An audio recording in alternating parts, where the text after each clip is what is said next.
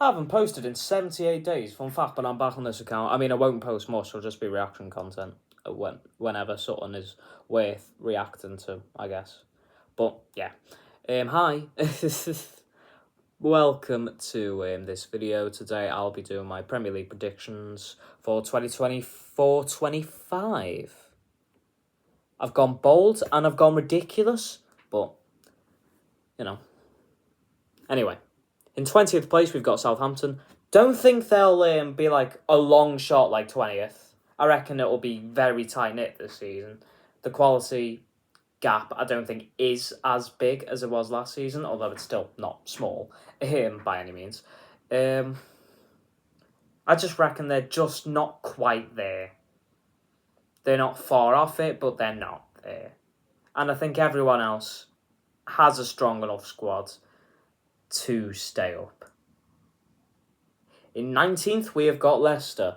That is just to play it safe in case any financial points deductions happen. If none of that happens, they're staying up comfortably. Although, Steve Cooper's an alright manager.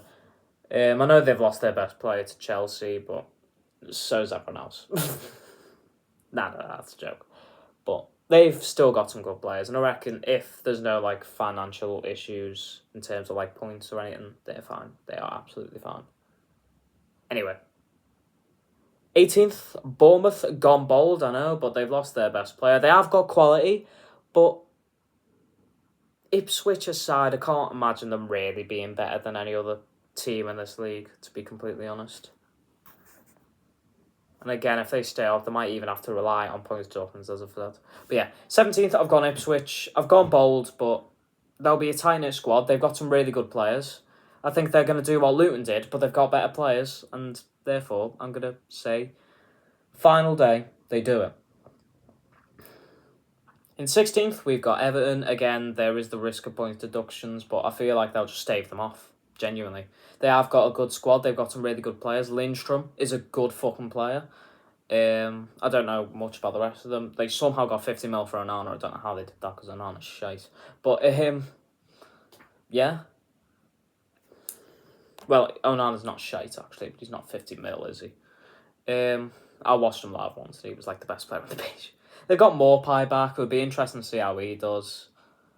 I hope he does well, because he's funny as fuck. But, genuinely, I do think they have a good enough squad to stay up, with or without a points deduction. I have every faith in them.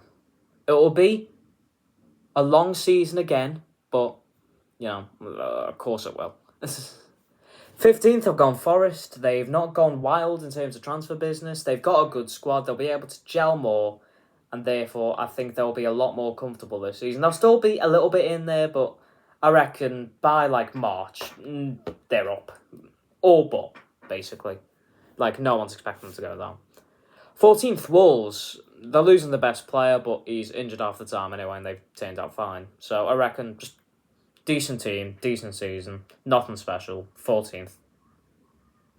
The rest of the squads are better than them, aside from maybe 13th, and at a stretch, 12th. Although, actually, no, 12th squad is better. They might just get fucked up by their manager. 13th, Brentford. Mbomo, Visser, absolute quality. They'll get the goals. Their defence, decent enough. Midfield, do what they have to do. And I reckon they'll be all right. And I reckon there'll be a little bit of relegation fear around the season. It'll be a bit like their first season up, I think. But they'll be fine. They'll be fine. 12th, Brighton. Don't know what will happen. They'll either get dead high or dead low, to be honest with you. I genuinely could not tell you. Got this 31-year-old manager. It's an experiment for sure. That could go really well or go really crap. I've gone sort of around the middle because I think the squad will kind of manage themselves if they have to, because they have got good enough players. Although they are young, so that might not even work, actually. But I feel like they'll, through the power of their quality, they'll figure something out. 11th, Crystal Palace. I know they lost Elise, but they've still got Eze as of now. I mean, if they lose them, this prediction could dramatically change. But if he stays, they're fine with goals. Mateta, good player on his day. They've got a really good manager. Their defence is decent enough. Midfield, well, there's a lot of teams with midfields. So 10th, Fulham. Just a decent team, really. That I think are comfortably better than the rest of them. They're nowhere near the rest of the 9, but they're nowhere near those bottom 9. They're just kind of like, they're right in the middle, better than them, worse than the others, quite considerably both ways, therefore 10th. I feel like that one was quite easy, which is why they definitely won't finish 10th. 9th, Chelsea. They've done the same thing again with buying a new team, and it won't work ever. Todd Bowley is thick, and this is why Chelsea will continue to flop. They're going to get knocked out in the quarterfinals of the Conference League, and they're going to have another trophyless and miserable campaign. Their manager sucks. They sacked Mauricio Pochettino for no reason, and Todd Bowley is utterly pathetic and is going to ruin this club for yet another season. So, congratulations to him, I guess. Twat. Number 8. Number 8. I don't even say number 8. In 8th... Jesus Christ. In 8th place, Villa. Lost some of their best players. Diaby's going to Saudi Arabia. Douglas Luiz has gone to France or Italy. I can't really remember, but he's gone. But they've got a lot of that really good squad that got to the Champions League. I reckon they'll fall off quite a bit, because Douglas Luiz was that good of a fucking player. And, but they're going to be perfectly fine. They're going to have another decent enough campaign. They're not going to make it into Europe. They're probably going to get knocked out quite early on in the Champions. And, although I don't know, because it is Unai, and Unai's fucking good in Europe. We'll see. It could go either way in Europe.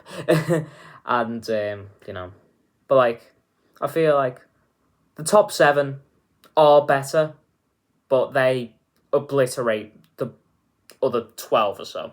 11, even. And that's, therefore, why they're in 8th. Another decent season. A drop-off, but that's just because of some player departures. Number 7, West Ham. 7th place, even. Why do I keep doing that? I mean, they've just bought really well, haven't they? Fulkrug, good player.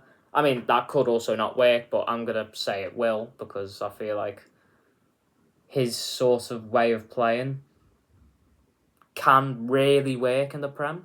And I think at West Ham, it could really work. Wan-Bissaka, again, quality. Bargain as well, 15 mil. And some other really good players. I know that whole Paqueta thing is going to be a big loss, but it's not come through yet, so this is be fine. And Conference League for them. Or at least I think, Conference League, more than likely, for them. And, good campaign for the Hammers, thanks to some really good business. Lopetegui, a good manager, has dealt with a similar squad and done decently well, but that squad was slightly worse, so with a slightly better one, I think we'll do slightly better. So, there you are. 6th, Newcastle. They've got no Europe, so they only have to focus completely on domestic competition, which will really help. I think they got most of the squad that they had last season, which, without injury, thanks to a hell of a lot of fixtures, probably would have finished a lot higher. But they've now not got those fixtures because they didn't qualify for Europe last season, so I think Europa for them. Yeah. And I think they'll do really well in the cup competition. 5th, I've gone bold, but I've gone Liverpool. We haven't bought anyone. I don't know why I'm saying we. I don't really care about Liverpool anymore. We haven't bought anyone. New manager. Could go wrong. But I don't think it will go that wrong because of our quality that we do have. And, I reckon we'll be fairly inconsistent. I don't know why I'm saying we'll. Old habits die hard. 4th, Spurs. Could literally go either way for Spurs. I've gone optimistic for them, saying that Ange will stay. He will grow as a manager. They'll grow as a team. They'll stop being crap. They won't be crap at the end of the season again. They'll keep that consistency going and manage that 4th place finish and Champions League football. 3rd, Man United. They're bouncing back. Their signings have looked good. Ten Hag has got a lot more momentum. There's a lot more trust from, I think, both players and fans. The whole Sancho thing, one way or another, will be resolved, whether through him leaving or him staying, because the whole thing has ended. So now that's not an issue and it's not going to affect morale. I think as long as there's no drama, They are fine for third. In second, I've gone Man City. I've gone bold again. Delusional, I know. I should be putting them first, but there's this whole hearing that could affect the players mentally. The result could affect the result of the table. If it even happens at all, because I don't fully believe that's gonna happen. But I feel like it might play on their minds a little bit more. As much as Pep will try to stop it, there's no real avoiding it, isn't it? So Arsenal are going to win the league. They're finally going to do it. Mikel Arteta's finally going to get that fucking medal. He's going a bit insane, but Pep did that and he won 4 or 5 titles in a row. So, this is their business. I mean, they haven't done much, but they haven't needed to do much. Hasn't been too bad. They haven't lost many. I think they've only lost maybe one key player at most. They've got that centre-back who tore his ACL in the first game. Hopefully for the season now. And I reckon this is the season they'll do it. It'll be tight, but I reckon by a point or two, Arsenal are going to win the league. Clip that, future me, for when this doesn't happen. So overall, I've got pretty bold predictions, I reckon. Hopefully I'm right on some of them, and I won't look like a complete toss. This time, well, not this time next year, but July time next year. Thank you for watching, and I'll see you then, because I don't know if I'll even post between now and then, but I will. There'll be something.